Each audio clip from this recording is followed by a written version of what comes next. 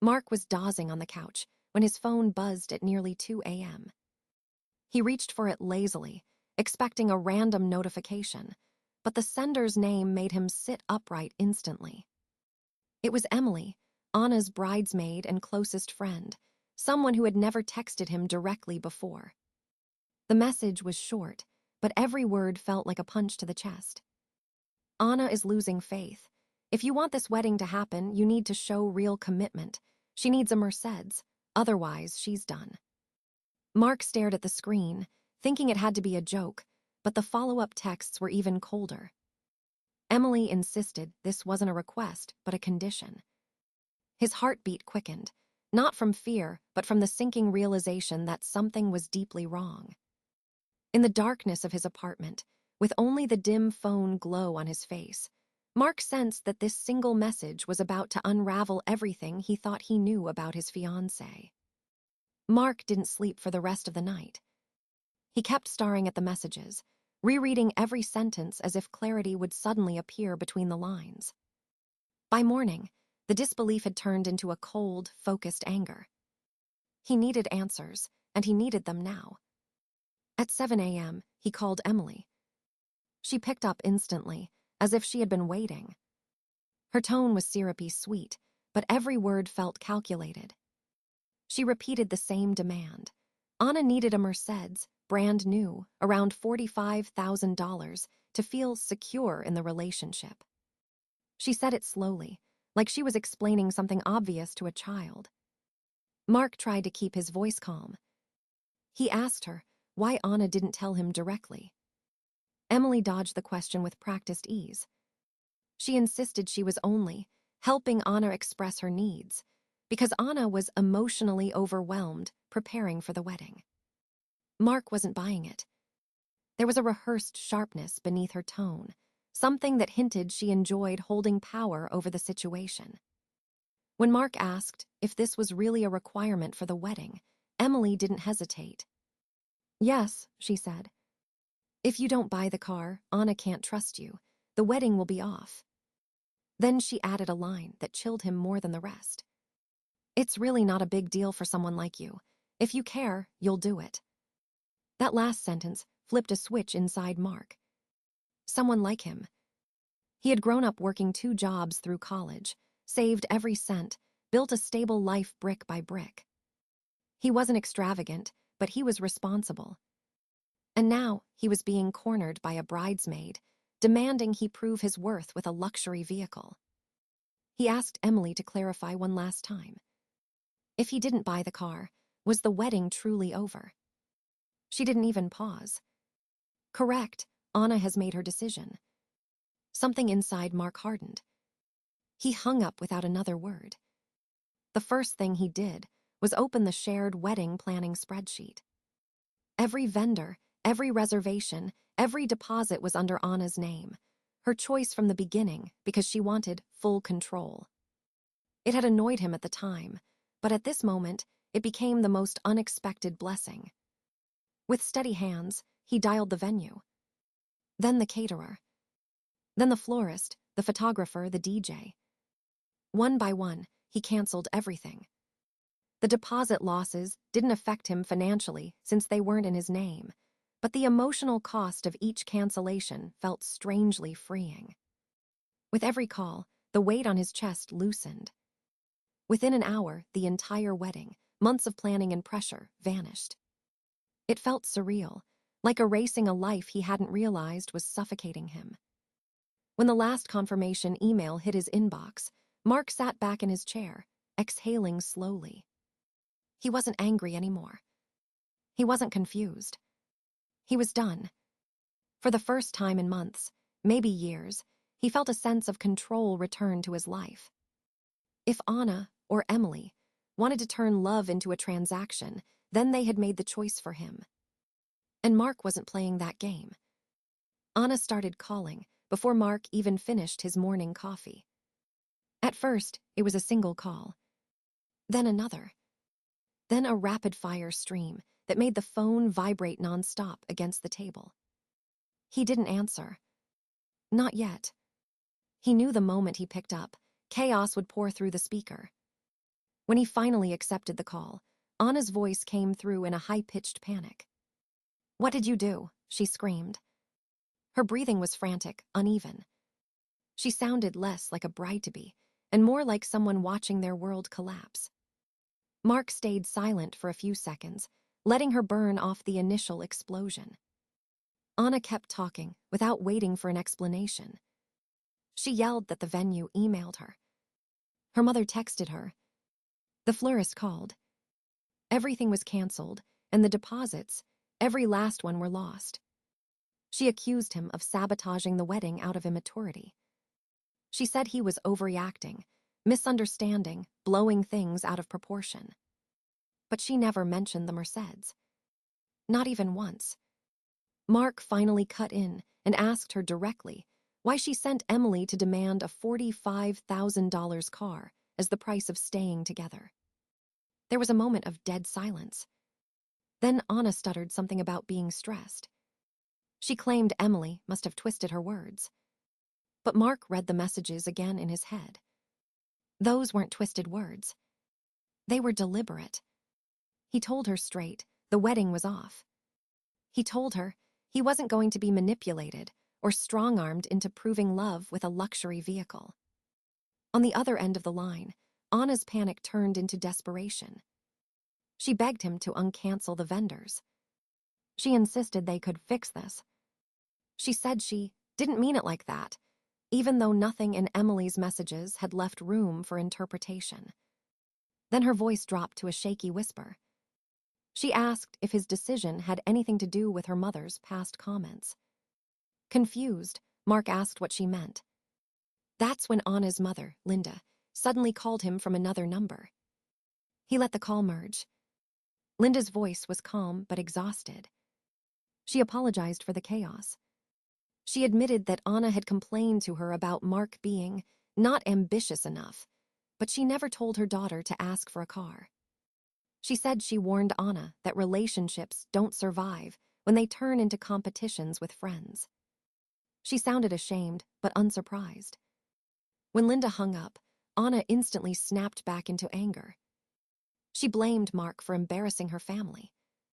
She claimed he ruined everything because he couldn't handle pressure. Mark stayed quiet until she finished. Then he told her he wanted her to pack her things and move out by the end of the day. The silence after that felt heavier than the shouting. Anna didn't cry. She didn't beg anymore. She simply breathed hard through the phone, like she couldn't believe this was truly happening. She muttered that he was making a mistake, that she would make him regret it. But Mark felt strangely calm. He ended the call. He placed the phone face down on the table. The apartment felt painfully quiet, but for the first time, the quiet didn't scare him. It felt like clarity. By mid-afternoon, there was a knock at Mark's door. He knew immediately who it was. Anna wasn't coming alone. When he opened the door, she was flanked by Emily, her younger sister Lily, and their mother Linda. The group looked tense, almost theatrical, like they had rehearsed this confrontation. Anna stepped forward first, her voice sharp. "Mark, we need to talk, now." Mark crossed his arms, keeping his expression neutral. He didn't invite them in, but they pushed past anyway. Emily smirked slightly, clearly enjoying the drama. Anna began with accusations, claiming Mark had humiliated her. She demanded that he reverse the cancellations, return the deposits, and prove that he cared about their relationship. Mark listened quietly, letting her words wash over him. He wasn't here to argue about feelings. He was here to uncover the truth. Then he pulled out his phone. He showed the messages from Emily, the ones demanding the Merceds. Emily's smirk disappeared instantly. Anna's face twisted as she tried to grab the phone, but Mark held it firmly. The words on the screen were undeniable. Mark didn't say anything at first. He let the silence speak for him. Anna's voice cracked. I didn't mean for it to sound like that." Mark shook his head. "You said you needed a Mercedes. Emily delivered your message word for word." He watched as her defenses started to crumble. Her mother opened her mouth to protest, but Mark cut her off. Your daughter wanted me to buy a car as proof of ambition. That's not love, that's manipulation. Lily, Anna's sister, stepped forward nervously. Mom, maybe we should just listen. Emily rolled her eyes and whispered something to Anna, but Mark ignored it. He wanted to hear Anna's own words, not Emily's spin. Anna's eyes darted around the room. Finally, she spoke in a low, hesitant voice. I wanted him to be more ambitious. I thought if he got the car, it would prove he could provide the life I imagined. Her words hung in the air. She admitted it. It wasn't about love, it wasn't about trust. It was about status, appearances, and her own expectations. Mark took a deep breath. He told her that ambition isn't proven by a luxury car. He told her that real commitment isn't measured by material things. Anna's eyes widened, but she didn't interrupt. He reminded her that the deposits and arrangements were all in her name, so he had the right to make decisions about them. Then he dropped the final piece. You threaten me with money and a car. That's not a request. That's extortion. I won't be manipulated and I won't be blackmailed. Anna's face turned red with a mix of anger and shame. She tried to argue about the $15,000 deposit she had supposedly lost, but Mark shook his head. All of that is gone because of your choices, not mine. The room grew tense. Emily opened her mouth to interject, but Lily put a hand on her arm.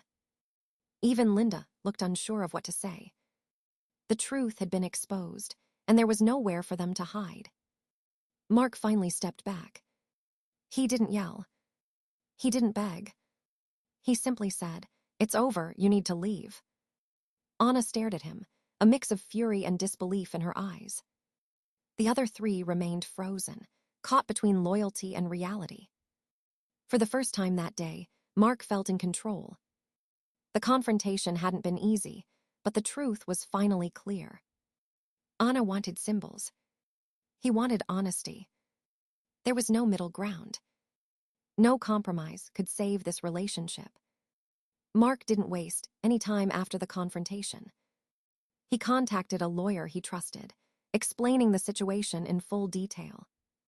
He forwarded every text message, every call log, and the emails from Emily that explicitly demanded the car. His lawyer immediately recognized the seriousness of the situation. This wasn't just a misunderstanding or a dramatic outburst. It was clear evidence of extortion. The lawyer advised Mark to document everything. Every conversation, every interaction, and every attempt at negotiation could be crucial.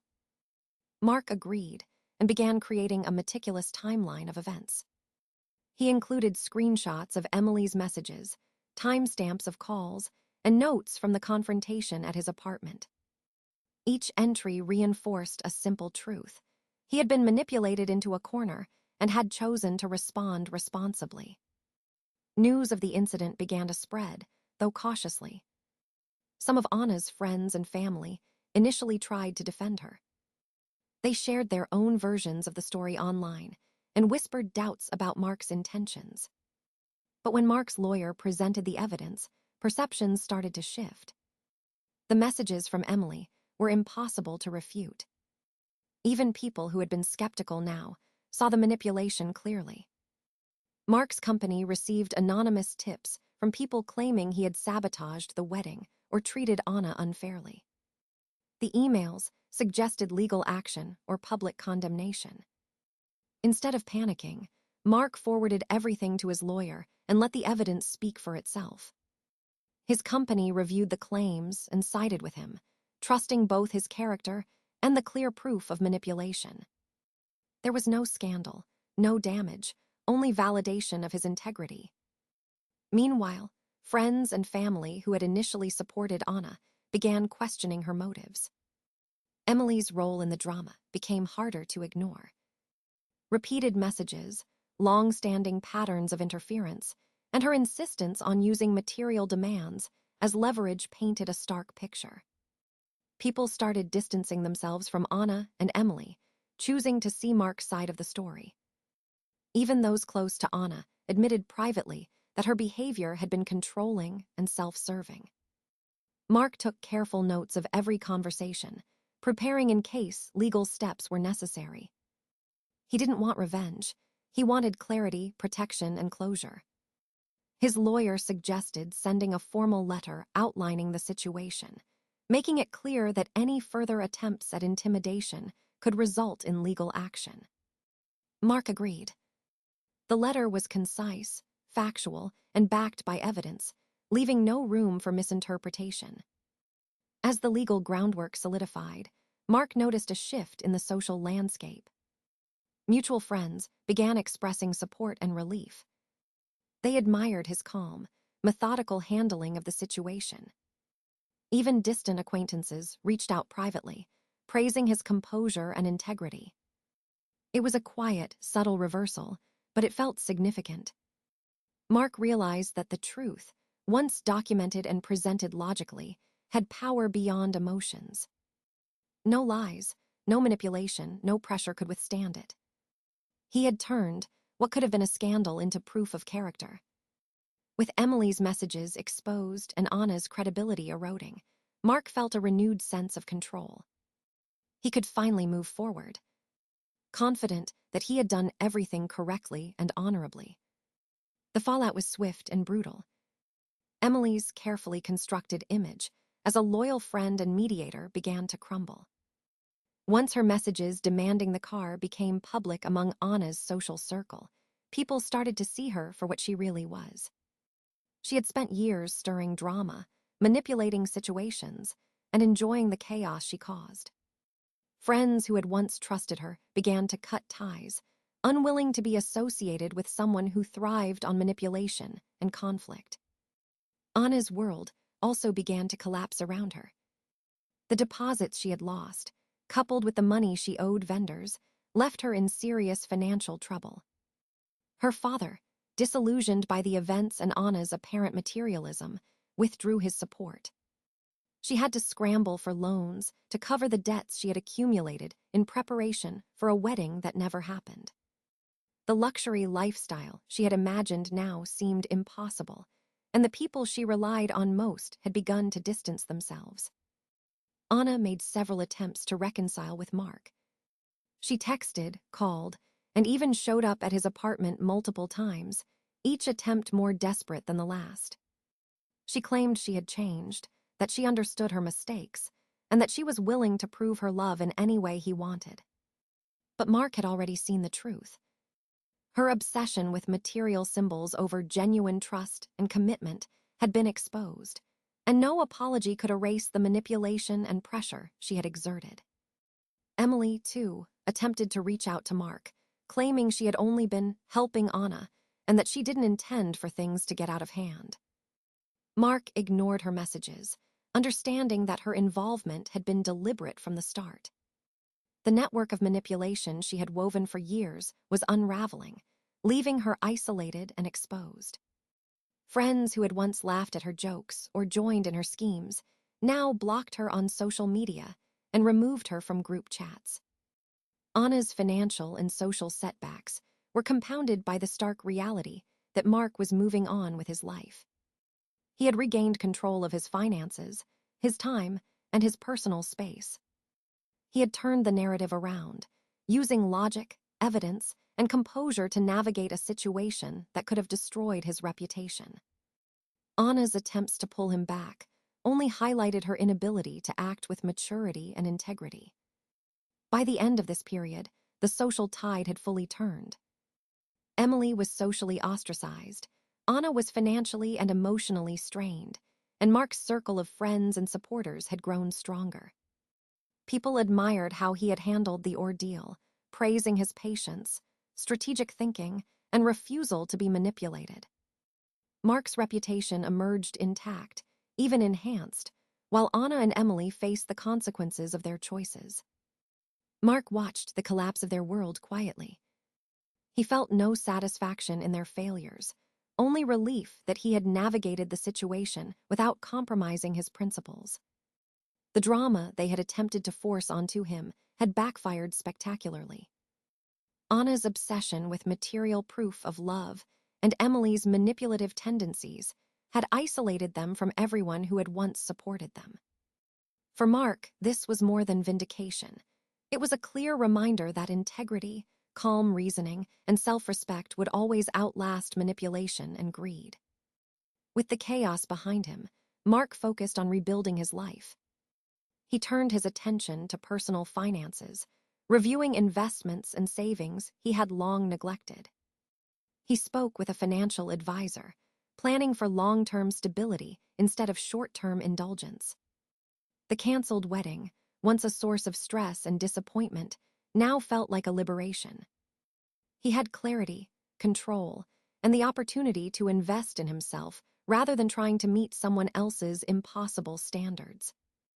Mark also began exploring real estate opportunities with a close friend. They researched properties, analyzed potential returns, and eventually made their first joint purchase. The process was exciting, practical, and grounded in a sense of accomplishment. For the first time in months, he felt in charge of his own destiny, building wealth and security on his terms. Meanwhile, the social fallout from Anna and Emily's drama had created a strange ripple. One of Anna's former friends, Sarah, reached out to Mark. She admitted she had always admired his calm approach to conflict and his refusal to be manipulated. Sarah was intelligent, financially aware, and shared many of Mark's values regarding honesty and stability. They began talking casually, sharing insights about work, life, and personal goals. Their conversations quickly developed into a connection deeper than either had anticipated. Mark was drawn to Sarah's thoughtfulness and maturity. Sarah appreciated Mark's integrity and the way he handled difficult situations without losing his composure. There was no pressure, no drama, just mutual respect and shared interests. They started meeting in person, discussing investments, long-term goals, and even daily routines. It was a relationship built on understanding rather than appearances or material demands. As Mark and Sarah's friendship blossomed into romance, word spread. Some of Anna's former friends noticed, and whispers reached Anna herself. The knowledge that Mark had moved on so successfully sparked jealousy and frustration. She attempted small interventions, sending messages that bordered on harassment, but Mark was unshaken. He focused on the present and the future, rather than being dragged back into past conflicts. Mark's life began to feel full in ways it hadn't before. He was building financial security, nurturing a meaningful relationship, and finally living according to his own values. Each day reinforced the lesson that true happiness came from integrity, thoughtfulness, and genuine connections. He no longer measured success by expensive gifts, social approval, or fleeting validation. Instead, he found fulfillment in trust, respect, and shared ambition with someone who truly understood him. Even when Anna's occasional outbursts reached him, they no longer affected him. He had grown stronger, wiser, and more confident in his decisions. The chaos of the past was nothing more than a reminder of what he refused to tolerate. Mark had turned a potentially destructive situation into a period of personal growth and stability. With Sarah by his side, a solid financial foundation, and a clear sense of purpose, he was ready to embrace a future defined by real connection, not empty appearances. For the first time in his adult life, Mark felt truly free, happy, and secure. Mark reflected on everything that had happened with a quiet sense of clarity. He realized that love could never be measured by gifts, status, or material displays. True commitment was shown through honesty, respect, and shared values, not through cars or extravagant gestures. He had lost a relationship built on appearances, but he had gained something far more valuable: control over his life, financial stability, and the freedom to choose a partner who genuinely appreciated him for who he was. Sarah had become more than a friend. She was a partner who respected his integrity and shared his vision for the future. Mark focused on building a life grounded in thoughtfulness, patience, and long-term goals. He invested wisely, nurtured meaningful relationships, and embraced a sense of calm independence that he had never experienced before. Every decision he made reflected his values, not the expectations of others. Looking back, he understood that the chaos and manipulation had been a test of character. He had passed it with composure, integrity, and courage. Mark smiled, knowing he was finally living a life true to himself. He didn't need a Mercedes or validation from anyone else. He had everything that truly mattered: respect, love, and a future built on his own terms.